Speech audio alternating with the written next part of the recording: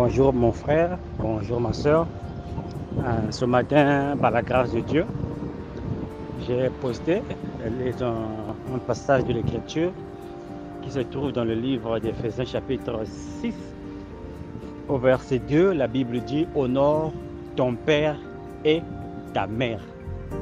C'est le premier commandement avec une promesse. C'est-à-dire, quand on dit commandement, il n'y a pas de négociation. Tu es commandé à le faire. Même si tu te sens bien à le faire ou tu ne te sens pas bien à le faire, même si cette personne ne te permet pas de pouvoir l'honorer, même si ta mère, ton comportement qu'elle affiche, ou bien ton père, le comportement qu'il affiche, ne te motive pas à pouvoir l'honorer, à pouvoir le respecter, à pouvoir le chérir ou bien à pouvoir le considérer, tu n'en as pas de choix. La Bible dit que c'est un commandement. Ce commandement a une promesse. Bien-aimé dans le Seigneur. Et moi, je voudrais un peu voir cette écriture d'une autre manière. Parce que quand on dit père, père, ce n'est pas seulement celui qui t'a conçu. Ton père a aussi des petits frères. Ton père a aussi des grands frères. Et tout cela sont des pères bien-aimés dans le Seigneur. Ta mère a des sœurs. Ta mère a aussi, bien-aimés dans le Seigneur, des grandes sœurs et des petites sœurs. C'est aussi des mères, une mère ou bien des mères pour toi. Ta maman a des gens qui ont le même âge que toi dans le quartier. Ce sont aussi des mères pour toi. Ton père, bien-aimé dans le Seigneur, a eu une nouvelle femme, il a divorcé avec ta mère. C'est aussi ta mère. Ta mère a épousé notre mari après la mort de ton père, ou bien après avoir été divorcé avec ton père. C'est aussi ton père, bien-aimé le Seigneur. Que ces gens-là te plaisent ou pas, que ces gens-là te donnent une opportunité pour le respecter ou pas, que ces gens-là soient durs de caractère ou pas, la Bible nous commande. La Bible le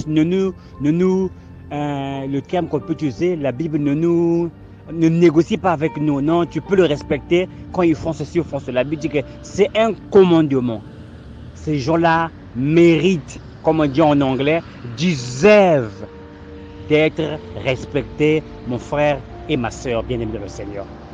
Et lorsque ton père rentre en conflit avec ses frères, c'est pas de notre devoir de pouvoir avoir une attitude néfaste envers ces gens-là.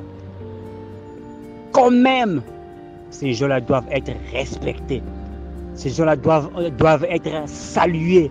Ces gens-là doivent être honorés parce que c'est aussi des pères pour toi. Lorsque ta mère rentre en conflit avec ses sœurs, bien-aimé de le Seigneur, tu n'as pas le droit de pouvoir suivre le comportement de ta mère parce qu'elle ne se parle plus avec son frère, parce qu'elle ne se parle plus avec ses sœurs. Toi aussi, tu joues le côté de ta mère parce que c'est ta mère. C'est faux, bien-aimé le Seigneur. La Bible dit que nous devons nous soumettre à toute autorité, même ceux qui sont durs envers nous.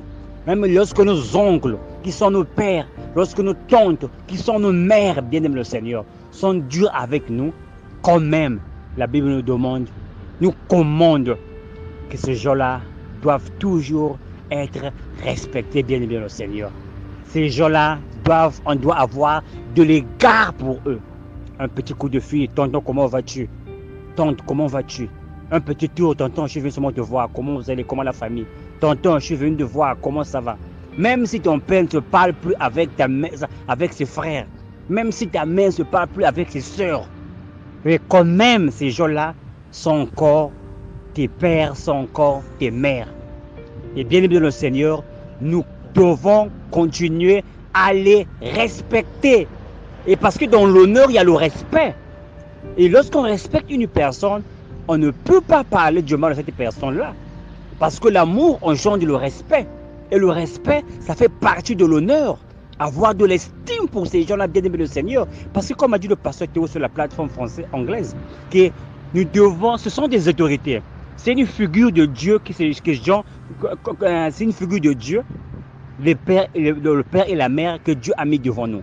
Si nous n'arrivons pas à respecter ces gens-là, bien-aimés Seigneur, comment on va respecter Dieu?